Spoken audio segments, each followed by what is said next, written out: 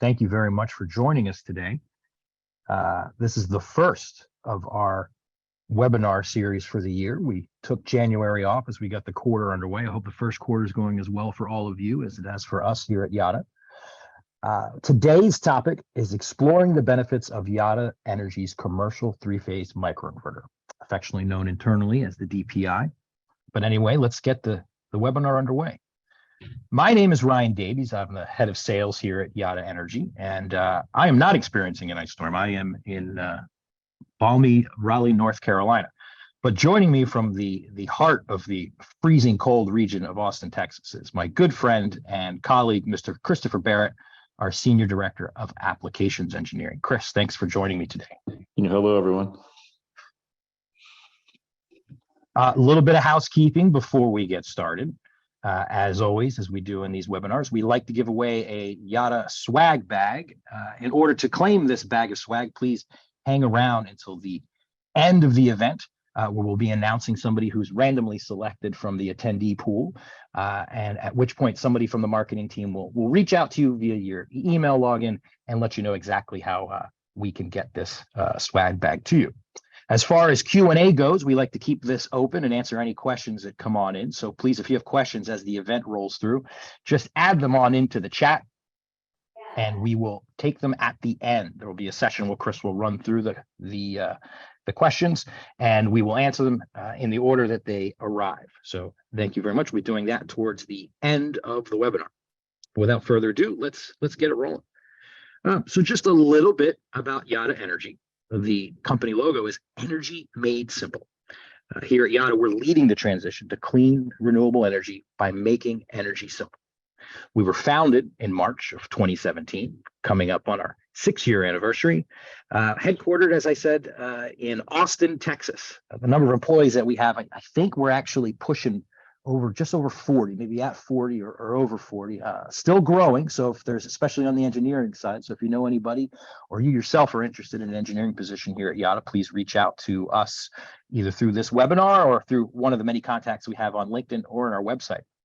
We have a number of awards and recognitions, so many that I can't go through them all here. They're available for you to eyeball right now, or of course to take a look at on our website. And what we'll do now is kick it on over to Christopher Barrett, our Senior Director of Applications Engineering, to give you the Yotta Energy System overview. Thank you very much, Chris. Take it away. Thank you so much, Ryan. Thanks for the introduction, and thank you, everybody, for joining today. As Ryan did say, we are definitely experiencing our annual ice storm this year, so please bear with me if there's any kind of interruptions. Definitely put your questions in the comments at the end. Hopefully we have good signal and good internet, so we'll be able to continue this webinar. Let's dig in. Here at Yotta, we have a complete, what we call like the Yotta ecosystem. Here we have, of course, the Yotta DPI, which we're going to talk about today in depth. We have the Yotta Solar Leaf. We also have the Yotta Vision. We're able to actually see the systems up and remotely, be the inverters themselves, the modules, and the solar leaves. We also have in the addition of solar modules and car chargers, all of which is available in the Yotta Vision. But like I said, today's webinar is specifically set up and just specifically talking about the Yotta DPI. So let's continue. The Yotta DPI, as many of you know, is a 4-port microinverter. So what this picture is really showing you right here is energy storage ready. This basically is the 4 modules sitting on the roof. Those DC lines are coming out of those modules directly into the 4-port microinverter, the DPI. This picture right here just shows you, again, those 4 modules. But again, we're adding in the solar leaf. This is the solar plus storage solution. Again, 1 module, 1 battery going into a single port of that 4-port DPI. You may ask yourself, do I really need to have a battery on every single module? The answer is absolutely not. It really depends on your configuration. So it makes it more flexible for what you guys need for your particular sites and requirements. So let's dig in a little bit deeper. and talk about this commercial three-phase microinverter, as we call the DPI. The DPI itself, as we talked about, reduces the total installed cost and operates at a very low voltage. Low voltage meaning a 208 volt Y system or a 480 volt AC Y system. It supports up to 4 PV modules, perfect for the CNI business. Most important and the best part about this particular device, it is a native three-phase inverter, meaning that we have 3 lines of power going into this. There's a line 1, line 2, line 3, phase monitored, phase balanced. It comes with advanced monitoring, which we'll talk about later in the presentation, a Zigbee mesh network for communication from the inverters to the gateway, and that gateway then to the internet. And I think really most important, it's a fast, easy, and safe installation. Left off here, 3-phase grid. Like I said, this particular microinverter, we've learned the lessons from the split phase of the residential world and applied those lessons learned to this 3-phase commercial inverter, the DPI 208 and DPI 480 volt systems. What I also mentioned was rapid shutdown compliance, so it meets all the requirements for NEC 690.12. And of course, remote diagnostics with any kind of microinverter. The nice thing about that is you're going to be able to have visibility to the inputs coming from each of the solar modules and or solar leaf. You're also going to have visibility to the output. So you'll be able to have easily diagnose any kind of issues, but also be able to see power production at any given time throughout the lifetime of the system.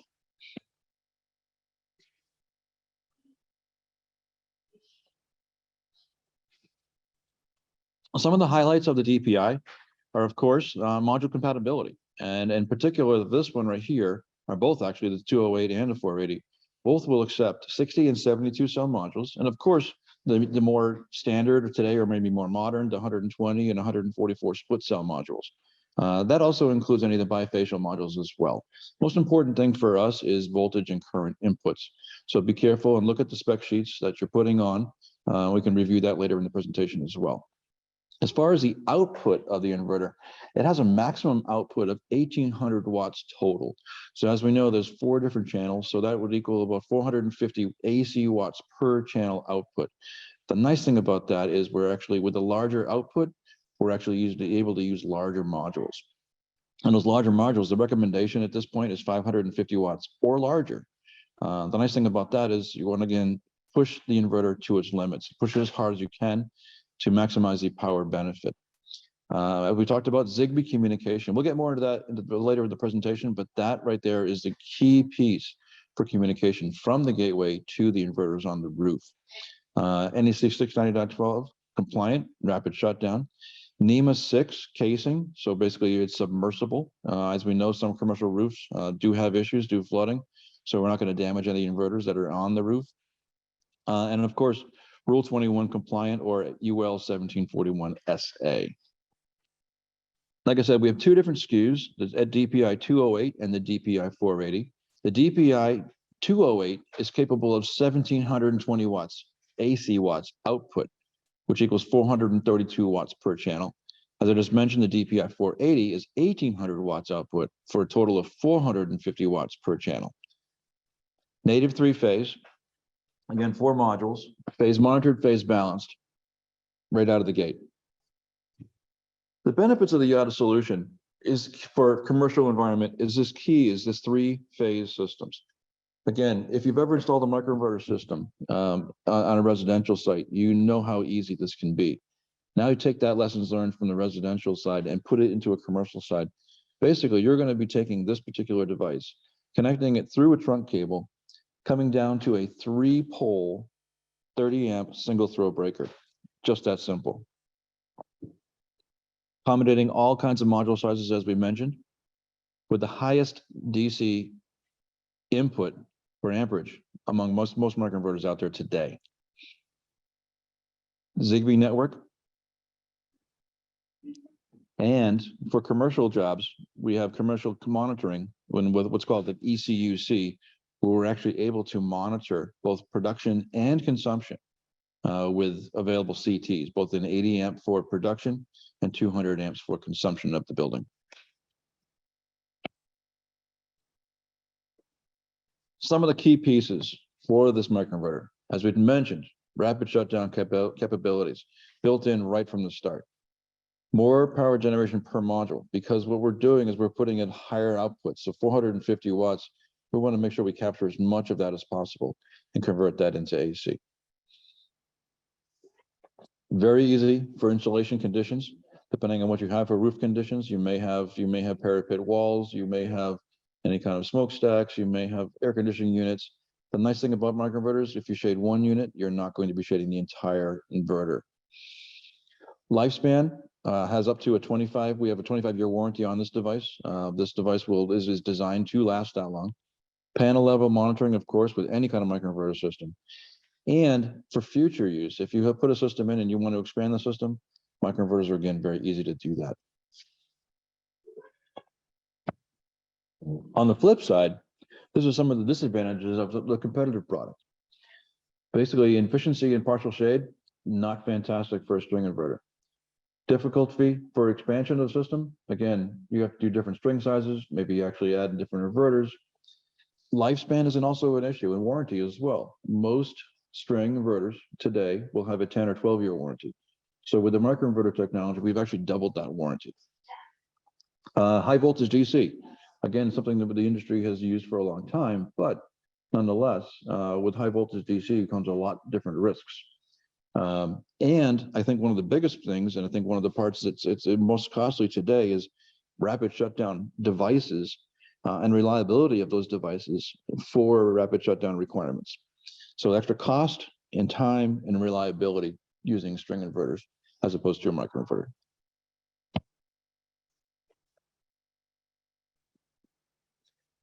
One thing I always talk about is reliability, and that's a key piece. We want these up and running all the time, because it's key that we have production throughout the day, throughout the years. String inverters definitely have reliability as well, but as we know, if we have one module that goes down on a microinverter, we only have one module go down. If we have one module go down on a string inverter, we're affecting that entire string. So reliability of the device itself and then reliability of the power being produced is key with using this reliable and safe microinverter.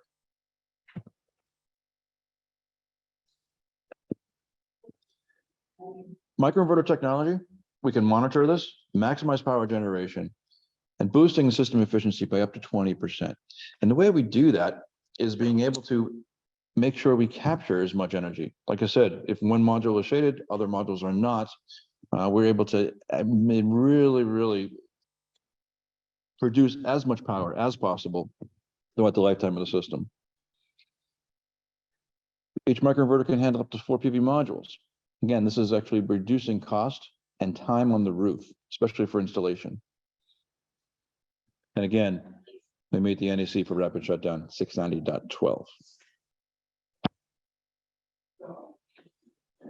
The other key piece with microinverters is being able to monitor, and not only just monitor, but be notified if there is any kind of issues going on the site. With the gateway on site, talking to the microinverters directly, we're able to actually monitor and see what's going on and display this for you, both in your palm of your hand via a mobile app or via the computer. This process, it happens, is being recorded and being pushed up to the cloud. Let's say, for example, you do have an issue on the site. The site issue will be there. We'll be monitoring it. And if that site issue persists for 3 consecutive days, you will be notified via email to the installer on record of a potential issue on a site. Nice thing about this is you will be notified. You will be able to identify the issue very quickly and easily, the location, and whether it's an AC issue, it's a DC issue, it's a module issue, or a communication issue. All of that would be in the email that was sent to you as your notification.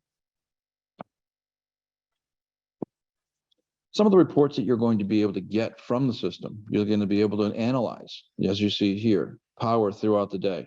This is actually during a period of time. This is through a 30-day period. How much power was the system generating every single day? So you can make comparisons. And of course, that will vary based on weather patterns, things like that. But nonetheless, you'll be able to have information at your fingertips to be able to see what's going on at any particular site at any given time. From that information, from that aggregate information, we're actually able to break it down and go into, you can see here, inverter information. I can look at different inverters. I can look at different channels on inverters. This particular example is looking at 2 different channels on the same exact inverter. You can see here inverter ID, it's the same, channel 1 and channel 4. I'm actually mapping them both on the same exact graph just to verify production as the same. And if it was not the same, we can actually dig in deeper to find out more information about that. The other thing nice is about the system is you're able to download information from the site. When you download information from the site, it's all sitting here, all available to you. One thing that we do not do is we do not truncate any of the information recorded. So throughout the years, you'll be able to go back and look and see data from every single month, from every single year that the system has been operating. It's all saved here and stored here. And this is where you can come in and download that information. And how does that all happen? So basically what happens is you got the inverter on the roof. The inverter is actually, as you know, being the one that converting all that power. The information from the roof comes down via Zigbee communication. So Zigbee communication, and we'll talk more about that as we get deeper, is a wireless protocol that's communicating to this gateway right here. This particular gateway is what we call the ECUR, and it's transmitting information from the site to the cloud. So it basically does 2 functions. First function, of course, is talking to the microinverters. And when that happens every 5 minutes, and like I say here, the 5 and 15-minute rule, the ECU goes out every 5 minutes and queries the microinverters and says, what is your status? And asks lots of questions. Questions like, what is the voltage? What is the frequency? What is the current? What is the temperature? There's lots of different things it asks. And it goes out to every single inverter every 5 minutes and asks that question. And then it does it again at the 10-minute mark. It does it again at the 15-minute mark. And at 15 minutes, it takes the 5, the 10, and the 15-minute data and pushes all that information up to the cloud. So you'll be able to see that remotely. This particular device connects to the internet at that point, and that information goes either via Wi-Fi built into the device. There's actually an Ethernet port if you have a direct connect, and or a cellular dongle via the USB port on the side of the device. And this just gives you a little bit of an idea as far as how it's configured on the backside. So as you can see here, we have an antenna for Wi-Fi. This is for Wi-Fi for connecting to your Wi-Fi and or connecting to your mobile phone to set up. The Zigbee antenna over here is a communication protocol that goes to the inverters. And over here, you see the RS-455 for Ethernet or for the internet. On the device itself, very, very simple again. First light here is power LED telling you that the device is on, powered up and booted. The COM light, it tells you a couple different functions. One is a solid light, means that it's booted up, it's communicating to the inverters, it's actually communicating to the network and has internet. If it's not lit up, means there is no internet. So it's just a nice quick visual for installers to be able to see what's going on the site. Now, I've been talking a lot about Zigbee, Wi-Fi. I haven't talked much about power line communication, but this is a great slide right here. Just people that are confused or are not familiar with the protocols. Power line communication, we'll start there first. Power line communication was the industry standard for microinverters communication for a long time in this industry. And it is actually a very good way of communicating information. What's happening is basically the gateway would plug in to a outlet somewhere or be wired into a box. The communication would run over the power lines at different frequencies. The nice thing about that is it's a wired system. The bad thing about that, if there's any kind of noise on the system, any kind of noise in a building, it has a hard time passing those signals or those messages back and forth on the power lines. That's why we've gone over to Wi-Fi connections or even Zigbee. What you're showing here, if you move over just to the center here into Wi-Fi. Wi-Fi is what we use in our businesses and homes, and it's called a point-to-peer network. The point being the Wi-Fi or the gateway or the router in this case, the peer being the device. As you can see right here, all the devices have to talk into that central point. The device, the router talks to the peer then talks back to the point. If you move over a little bit further to the right under Zigbee, you can see here This is what we call a self-healing mesh network. Zigbee, very similar to Wi-Fi in the sense that it communicates at 2.4 gigahertz. It has the same range as a Wi-Fi, but it adds the extra element of the peer-to-peer network, meaning that the inverters themselves can talk to each other. The Zigbee controller, gateway or router, whatever you like to call it, wants to talk to all the inverters individually. They want to talk to everybody in that room or on that roof. But for whatever reason, if there's any interference, if there's any kind of issues, it wants to talk, it will try to talk to other inverters to talk to an inverter. So for example, Ryan is on this call right now. I know he's here. I'm asking him questions, but he can't hear me for some reason. I'll ask another colleague to say, hey, Ryan, can you ask Ryan this question? Ryan will then respond to my other colleague and then respond back to me, effectively creating that mesh network, that self-healing mesh network. And what's nice about this is the gateway itself has to be nearest to the first inverter. All the other inverters can talk through each other after that. So for a commercial roof, this is really gold to be able to have this kind of communication and set up a really flawless way to collect the information from the site every 5 minutes.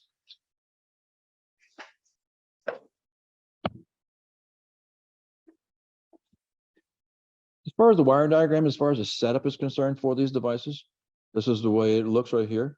The devices themselves, the inverters, the DPIs, plug into what's called a trunk cable. The trunk cable itself will run along the rail. You can put here, you can, which is this example here is just 3, but for a DPI 208, we can put up to 5 units on a single branch circuit.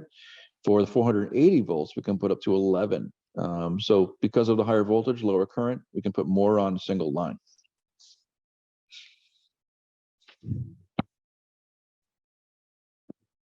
And one question we always get asked is, what kind of accessories? What are the balance of system that we have here?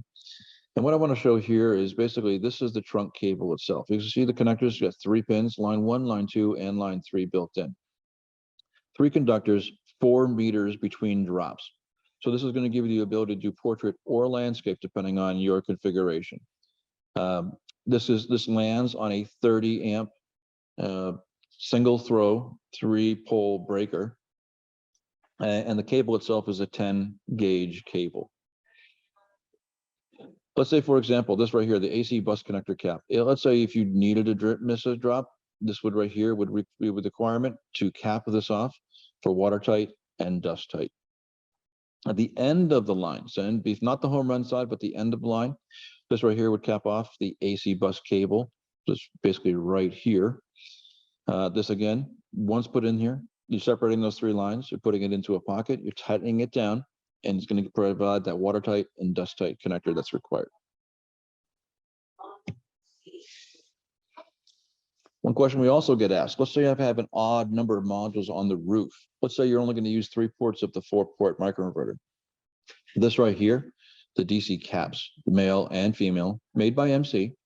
These are actually designed specifically for inverters to plug into those MC caps to, again, watertight, make them watertight and make them dust tight.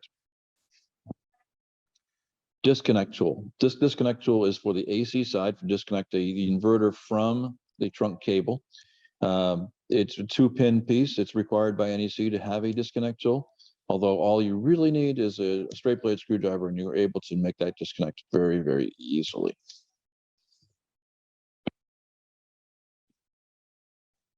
As far as the specification sheet is concerned, there's a QR code up here in the upper right-hand corner. I encourage you to take your phones out and grab a copy of this, download this on your phone or your computer. This gives you all the information you're going to need to know to understand what it's going to take to utilize this DPI. We've split it into 2 different sections here, DPI 208 and DPI 480. It shows you here the input section up here as far as the input voltages. It talks about the AC down here, so for output side. Again, we talked about the 1728 and 1800, and it talks about the amperage. Again, you can just barely see, it's a little bit of an eye chart here, but maximum units per branch for 208 is 5. Maximum units on a 480 is 11.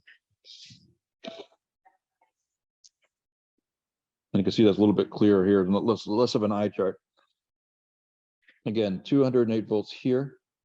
You can see the range. This is the IEEE 1547 range for both 208 and 480. The current, nominal output current, 4.8.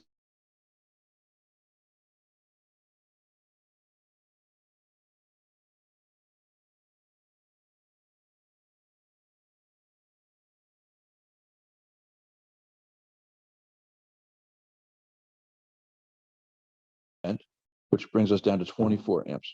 So if you take the 4.8, multiply that times 5, that's going to give us automatically the 24 amps.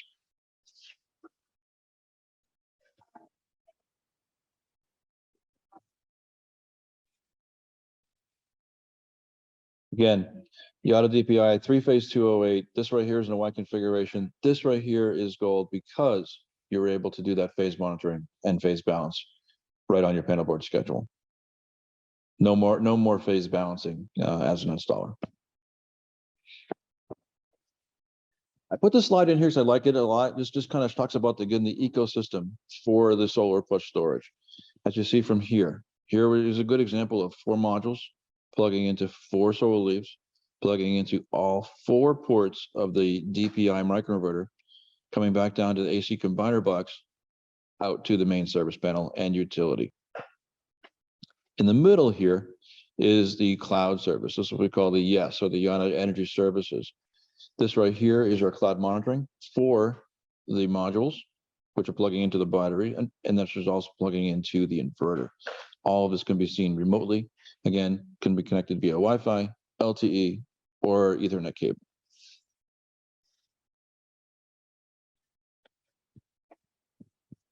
As far as the integration is concerned, this is a good example of a system. Roof mount, ballast mount right here. In the tray, you can see right here, the inverter is actually being put in between the tray mounts with this mounting configuration. You see 2 PEM nut holes here for the inverter. When the inverter is connected, the inverter is then grounded to the rails. This particular setup is using panel claw.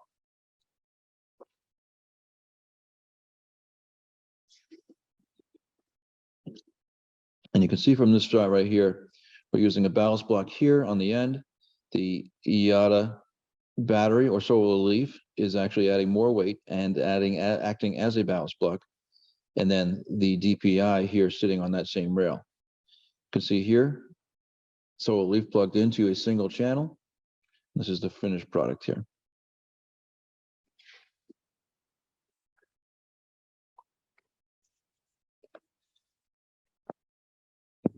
I also wanted to mention here, this is an opportunity. So this right here is the solar leaf. We will be having a webinar in the very near future about the solar leaf itself. So please stay tuned for that and look in your email for that coming up. Brian? Thank you, Chris. I think we did pretty well technically, generally speaking, with the trees falling down, collapsing from the heavy ice just outside your window. I think we've done pretty well today. Thank you, everybody, for your patience. Yeah, we're not just a manufacturer. There are a number of value-add services that we bring to the table here. We can help with proposal generation, obviously project procurement, plan sets, financing, a superior level of technical support that is head up by Mr. Christopher Barrett himself and the team that he's got there. I'm really proud of the team that we put together and the level of technical support. We don't have hold times of, hours, or we'll call you back in a couple days. We're pretty good about getting things live and getting responses to you in a very quick manner. So that's something I want to make sure that we point out that I'm very proud of that we've built here at Yotta Energy. So these are just a couple of the value adds that we bring to the table, in addition to being one of the premium manufacturing partners that you can deal with in our industry.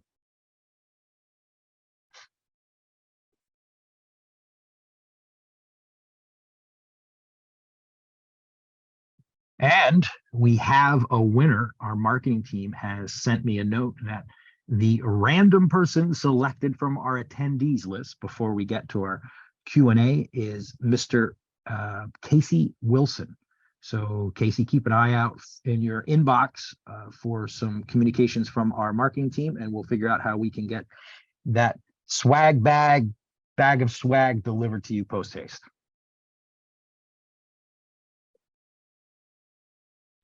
We do have a few questions. Let's see. I do want to reiterate that we, of course, are known primarily, our core competency is the solar leaf battery. We do have another webinar, as Chris mentioned, coming up on that one shortly. We chose particularly to focus on the microinverter for this particular webinar. So, of course, we're always available at any time. Any of the sales reps, myself, Chris, are happy to talk to you about the solar leaf battery solution and how it works in conjunction with the rest of the ecosystem. And that goes for any of our products, whether it's our EV chargers. You may have heard about the REV project that we're rolling out. Any of the things that you see on our website, we're happy to talk to you about at any point in time. All you need to do is drop us a line through any of the communication links that you'll see on our website. So, Chris, you ready for a few questions?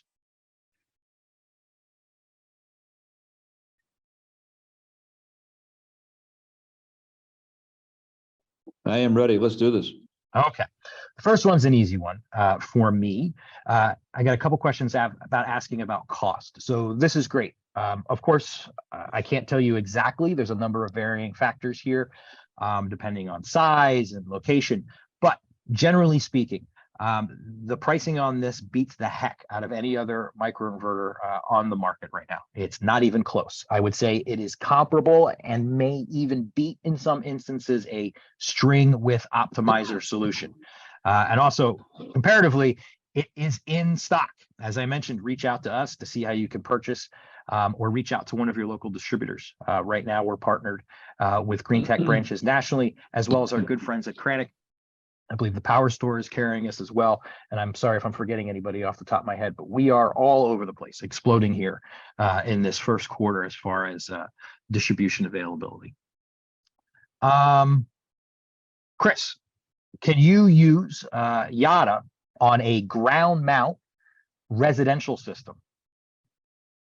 Absolutely. That's actually. Technically you can on a residential system is the answer, but our competency here is strictly commercial. Would be my sales response to that. We're not looking to do anything on the residential. We stay and play mostly exclusively in the C&I space. So I didn't mean to step on your answer there, Chris, but I want to make sure that I'm towing the company line effectively there. Oh, never ask an engineer a question like that.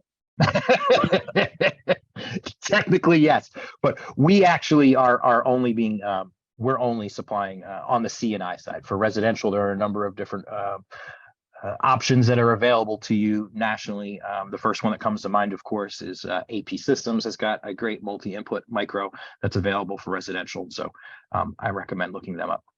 Chris, I think you touched on this one, but is each panel monitored? Absolutely is. So each channel actually, so as you know, the 4 ports of the microinverter, so we are consistently monitoring every 5 minutes again. That's the frequency all day long. So you'll be able to see that again in your palm of your hand via the mobile app. You'll also be able to see that on the computer. And the nice thing about that, again, you'll be able to see the voltage coming in from that module. You'll be able to see the current. You'll be able to see and the wattage, basically the power coming off that module. Do you communicate to different clouds for data transfer? In other words, do you have APIs available for cloud configuration? Yes, absolutely. There was API configuration. Today, it's very limited. It's an aggregate. So basically, power right now, power this week, power this month, power this year, and lifetime. That may be expanded in the future, but that's where the calls are today. But yeah, people that want to have their own system, be able to monitor, and be able to get that information is definitely available via API. So whoever asked that, please send a message in to support@yottaenergy.com, and we'll be able to get you that documentation. What type of communication protocols are available? Today at Yotta Energy, it is simply Zigbee communication. Again, it's a Zigbee communication, much like Wi-Fi, in the sense that it is that wireless protocol, communicates at 2.4 gigahertz. As we know, that what we enjoy at our homes is IEEE 1547. I'm sorry, IEEE 1547. So the nice thing about the protocol that we currently use with Zigbee is we're able to communicate from the router to the devices, but that peer-to-peer communication is gold. Each inverter is what's called inside the device, it's called a node. So the more nodes you have, the more reliable a communication protocol you have.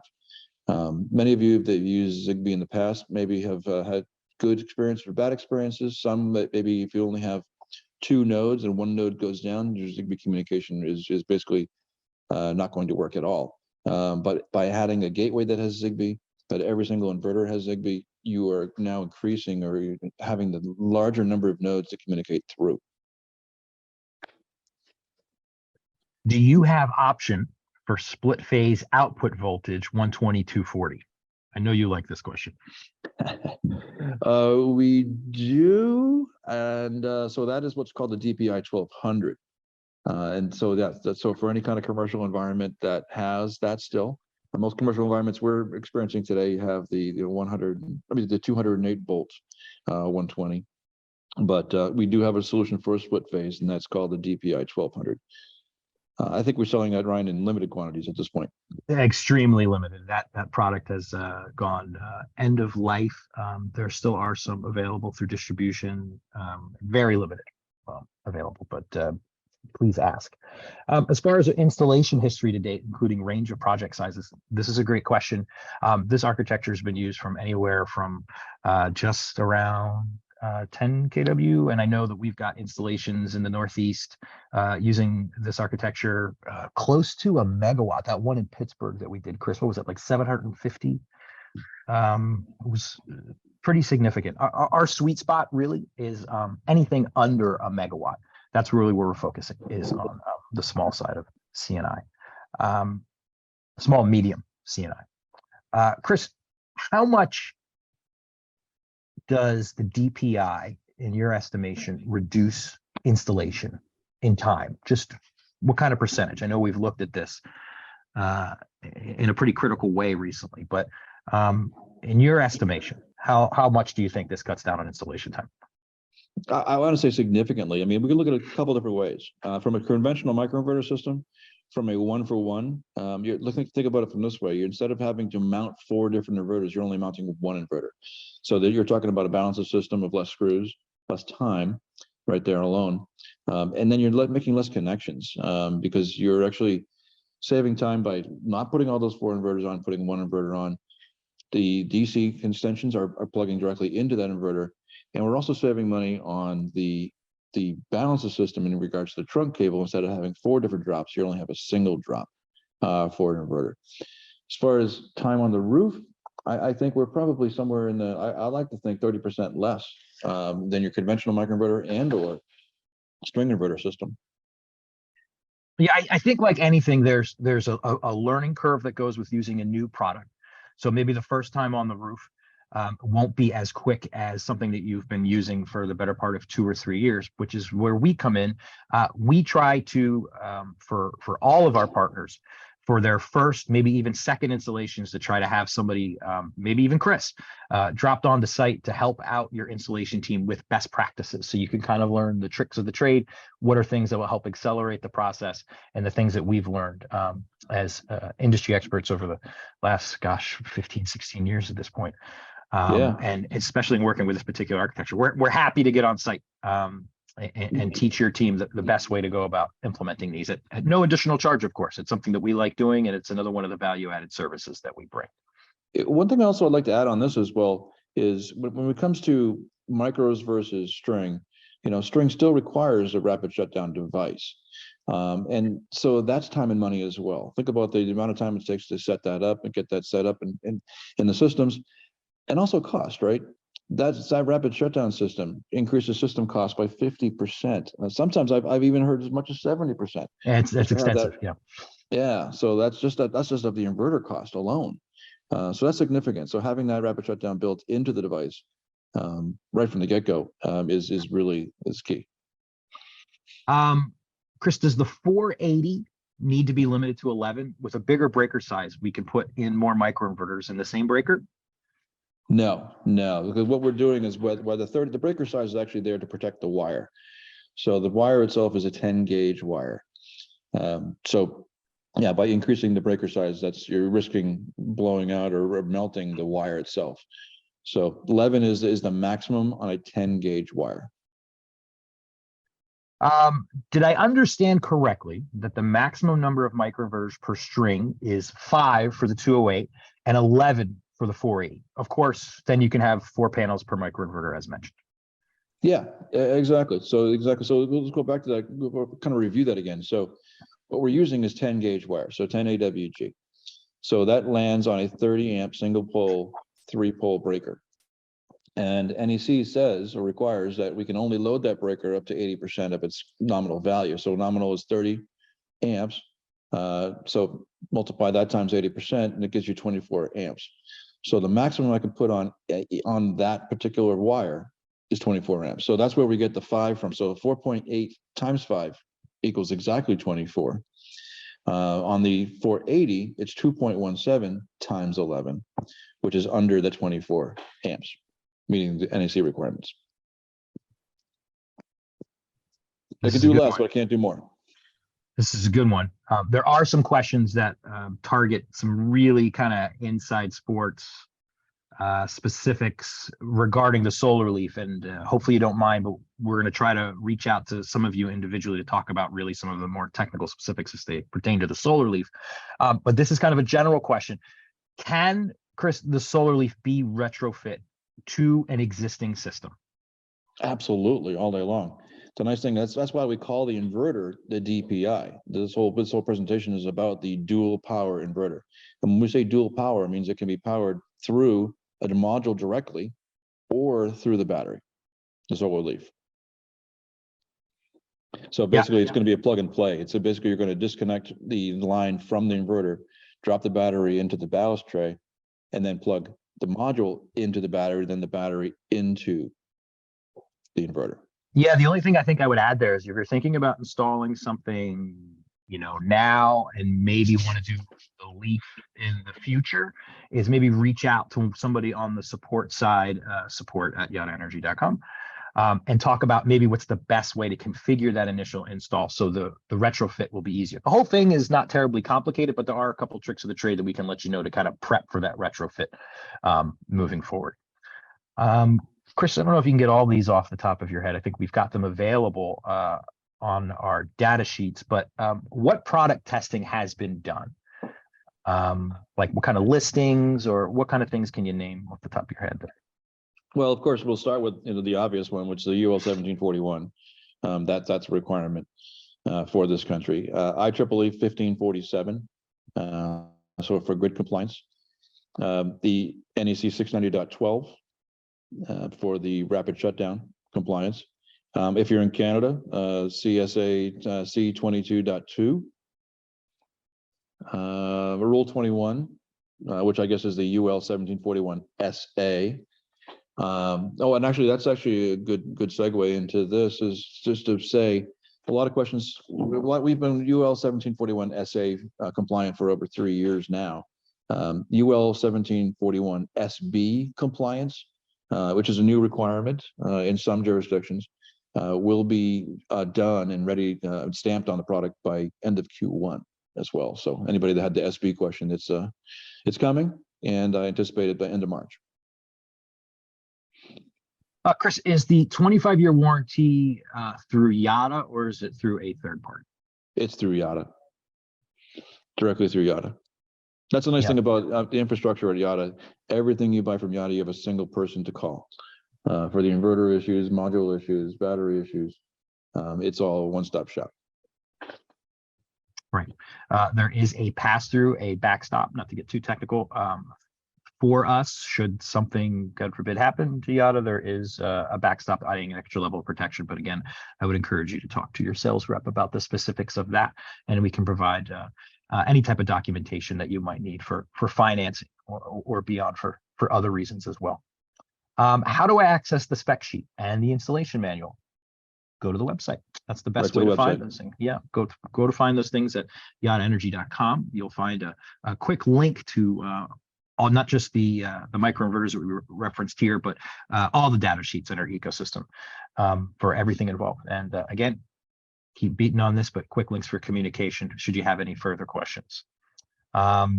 Somebody's looking for a sample single line diagram for you, sir. I will make sure that someone reaches out to you personally and provides you with something if you can't find anything beyond what we've discussed here today. Chris, are these inverters controlling based on SunSpec Modbus registers? Yes, absolutely are.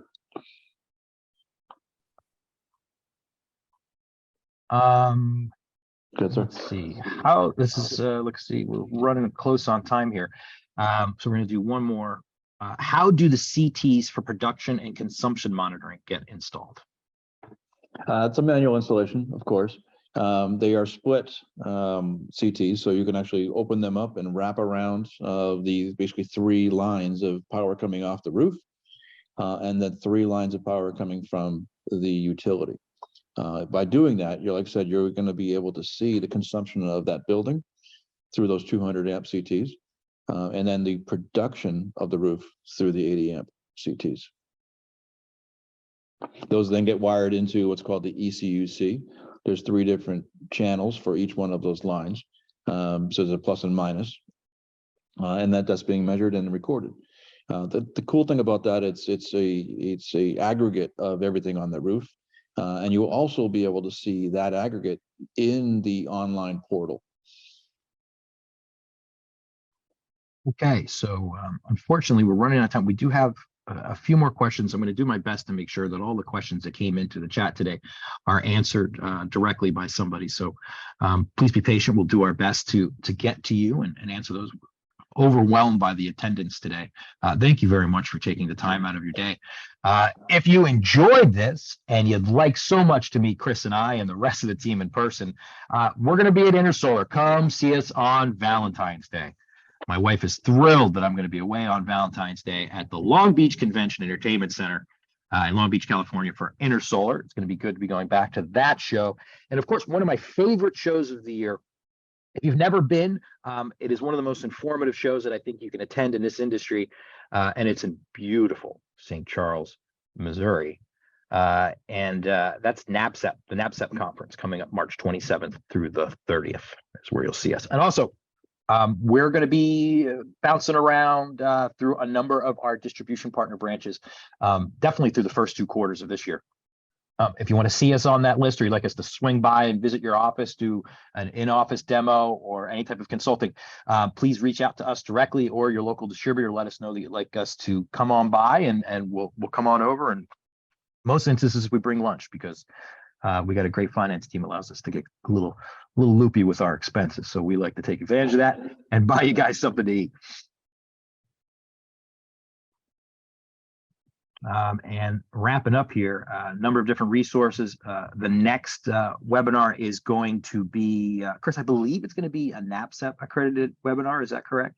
That is correct. All right, so you'll be able to earn NABCEP credits on our next webinar, and that will be the actual step-by-step installation guide for the DPI. We're also going to be having very soon a solar leaf specific webinar that targets the battery and talks about how it works in conjunction with the DPI, as well as the benefits of partnering it with something like our EV charger. You can follow us on our social media platforms at yottaenergy.com, across the board at LinkedIn, Twitter, Instagram, Facebook at Yotta Energy ATX, website yottaenergy.com. Direct support is available at support@yottaenergy.com. And of course, the phone number where you can reach out and talk to a live person based right here in the US of A, 512-856-7788.